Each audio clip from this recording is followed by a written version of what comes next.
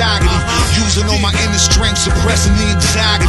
I'm about to have a panic attack. It's a rhyme and the mechanic of rap. You slave-minded, here's your manacles back. I'm lean muscle, you just animal fat. My team hustle, this is actual fact. No hypothesis, try stopping us, trying to figure that high. What's really good, ladies and gentlemen, thugs and divas around the mother and world? I'm here with none other than Mr. Macho. Macho, we're back, baby. What's up, Papa? Chilling. Listen, we didn't cover MLW last week, which will be this show that will cover it. So I guess we missed one to get big news. You got the breaking news coming out that MLW has signed a TV deal with Vice TV. And they also have that, what's that Dark Side of the Ring or something like that. Mm-hmm. So I think this is a dope pairing that you have something that people are super hyped of already on their network. And now you're bringing in, real wrestling that I'm a big fan of, you're a big fan of. Your take on MLW inking that massive TV deal that finally puts them back on TV again. Oh, dude, it's huge. It's legit. Like, the only way anybody gets in is by having some kind of TV deal. Like, if you're stuck on tapings, you're stuck in, you just come out in the wash, just like Impact or anybody else. And a lot of other promotions, they'll ruin your matches because they know it's pre-taped, and they'll be like, oh, these guys won or lost over here. So being able to have a TV spot and do the thing is way better. Absolutely. Going live is the next best thing. So yeah, I'm hyped for it, dude. Like, yeah, let me get that TV show. It was like an hour and a half, something like that. I'll get more matches, more MLW. It's a win. Yeah, I mean, they're also being streamed on Bean Sports, and I think it's called DAZN, D-A-Z-N. D-A-Z-N, so, yeah. So now you got multiple places to be able to watch MLW with also YouTube as well. So you're getting all these spots to watch MLW. TV deal's huge. All these partnerships, all these business ventures with other companies, they actually coexist with each other. There's no issues. So they'll still have all these platforms, which is absolutely phenomenal. Yeah. I'm super hyped up because now people can't say, you know what's missing with MLW's TV deal? That no longer is a thing. Now you can watch Jacob Fatu on your cable network or whatever your provider is. So I'm super hyped up. Now also, the word been buzzing around the streets that sometime summer, MLW will be doing live shows again. So fans are finally going to be back. I got the word, and I was like, I got to tell Macho. We got to tell these people. I'm not going to say I know for sure. I'm just telling you what the streets is talking. Bringing fans back in. I know you've been saying it needs to be done. But I want you to say your piece on finally MLW opening the doors and bringing the fans back in. Oh, dude, the crowds are huge. Like, I've been waiting for a minute. Like, the crowds are hype at the MLW shows. Yes. When I see that, that always gets me more pumped for those matches. They have a very distinct crowd, a very distinct feel. It brings me back to like ECW and CZW. Like, they're wild. So not having that for like the last 10 months or something like that really is just like, the matches are good, but I like the interaction of the crowd. Like, it's so much more fun, and I think the wrestlers do too. As far as them having shows again over the summer, I hope so. Yeah, I heard some speculation about that. I'm pretty hyped. If sometime during the summer they get back to doing the thing, and they can get some crowds in, that would be a lot of fun. Yeah. I'm really MLW's product. I love the product. I'm a fan of it. Now, do they do things that I do not like? Absolutely. No promotion is perfect. You know what I mean? Like, let's keep it honest. Every promotion has their faults. I love what I see with how they're booking some of the roster guys. Contra Unit is killing it. We still have this Azteca Underground thing. We think we know what it is. We think we know who we're about to see. Now, I'm going to throw a little wrench in it because one of my peoples was like, yo, if it's not Dario Cueto, what would you think if El Jefe was Thea Trinidad? Wow. I don't even know how to process that. If it was, that'd be amazing. That'd be downright amazing. I'll do you one better. If it wasn't the Trinidad, what if it was Andrade?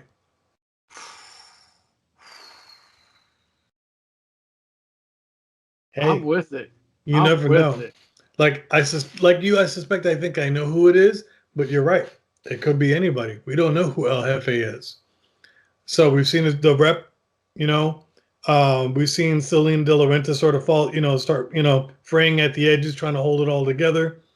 There's a lot of pressure on her right now. She's dude, that match between Hammerstone and Muertes was a banger, but it didn't come up in the end. She didn't keep the gold. So now she's got to reassess and refigure stuff and figure out what the next move is. See, now here's my thing, and I know we want to talk about this, and because you said it that way, maybe we'll have to do an Azteca Underground show completely just to go a little more in detail. But I'm starting to feel that she might be coming up at the end of her time. I think that Salina De La Renta might be getting off of MLW. If she gets killed or whatever the storyline thing is. If Los Parks loses those titles, they have nothing. Los Promotions Dorado or what Azteca Underground, whatever you want to label, whatever, as of right now, I still call it one thing because we haven't seen Azteca Underground merge it pop up yet. So if she loses the gold, and then what does she really bring for them at that point? Because they're coming with nothing hot. You're coming in with no kind of value. So at that point, you failed El Jefe, and El Jefe is going to have to make a stance. And I think that might be the perfect way to ice out Salina De La Renta, and she's gone. And then El Jefe now runs the show. I mean, I'd like to think she would want to have a lot of gold on hand when El Jefe finally does show up. And if she's got empty hands, that's going to be a problem. Like, I mean, if you're not good at she is good at what she does, but if she comes up empty in the clutch, everybody can get replaced. So I think that's where I'm at. We know, and we're definitely going to have to do an Aztec Underground show. We're going to have to.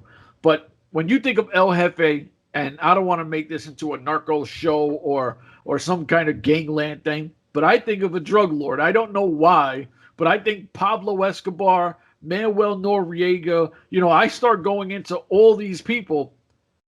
If you mess with their product or their, whatever you want to label it, and you come up short, what happens to you? You go missing forever. So if she comes up short, El Jefe has to keep his status as being the boss.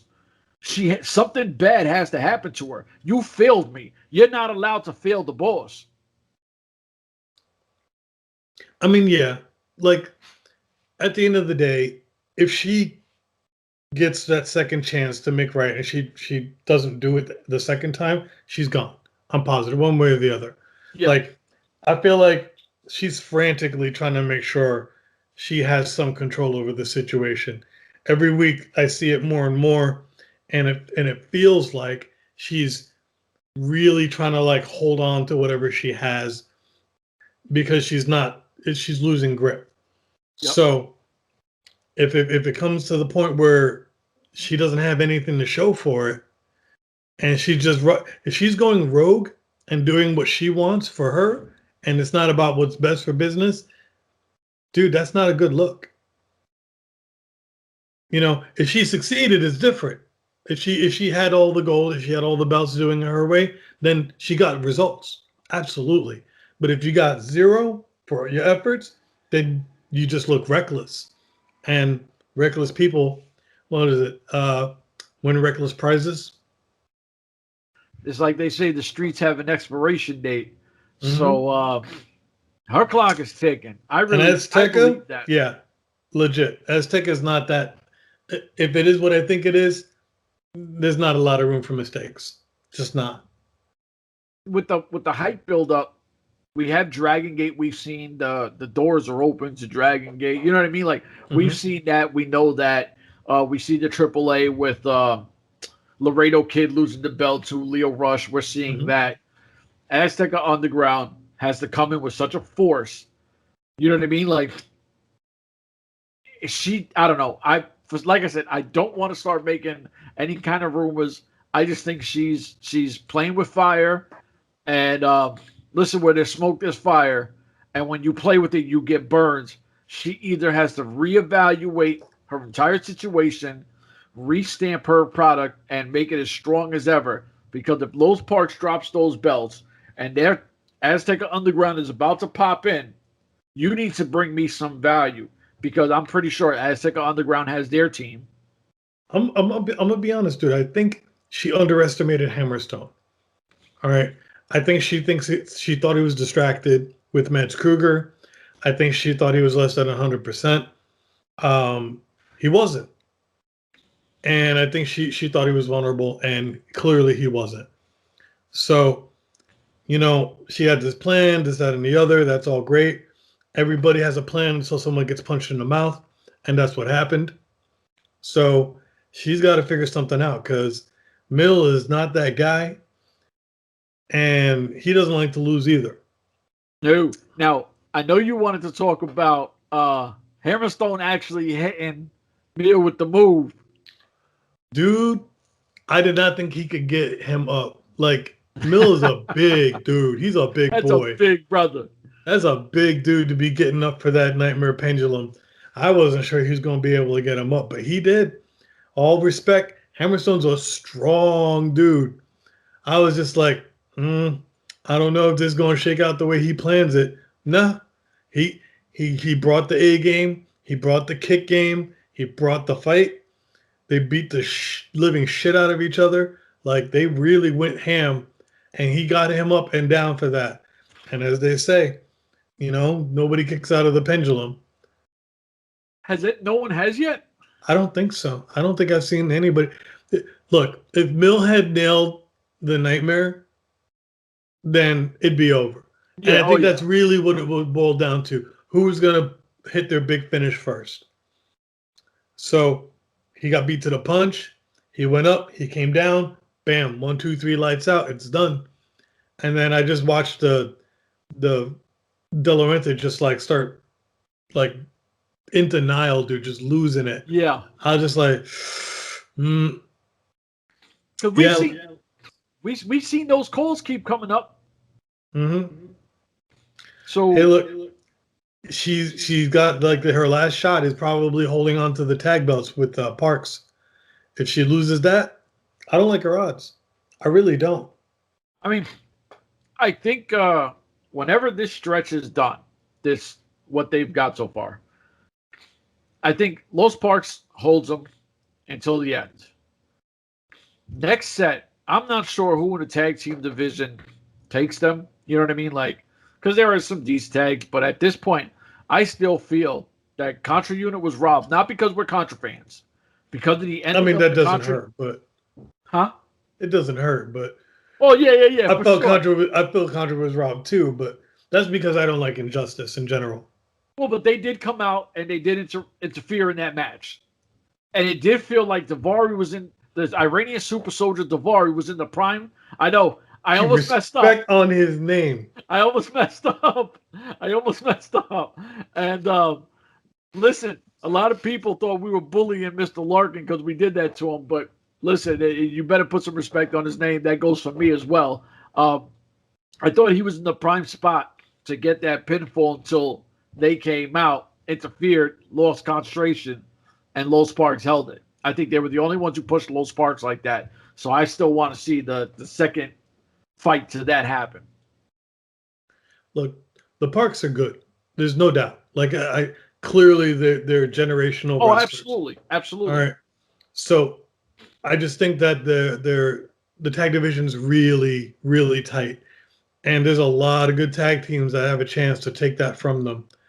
Watching Salina cut corners just to make sure they retained it. That's that extra step. And then she's getting it into it with the other manager. Black or Blake, whatever. Blake. I was like, it's just it's not a good look. Desperation is what it boils down to. And normally she's way calm, way calculated, too cool. But like the Desperate, that's a bad sign, bro. I don't know. If the Parks lose those tag titles, it's possible. I'm skeptical. Like they're that good, but if they do, I think we're watching the beginning of the end for Salina De La Renta. I could be wrong.